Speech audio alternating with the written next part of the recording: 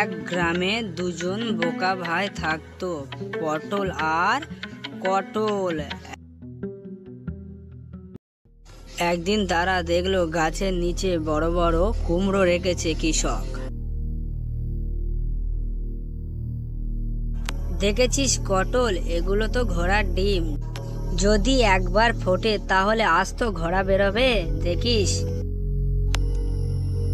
তাহলে তুই কি বলছিস, কৃষক এগুলোকে ফোটাবে? দুজন মিলে ঠিক করলো, চল একটা চুরি করে দুজন মিলে ফোটাবো, তারপর সেই ঘোড়া চড়ে মেলায় যাব। ওরা চুপি চুপি একটা কুমড়ো চুরি করে নিয়ে যাচ্ছিল।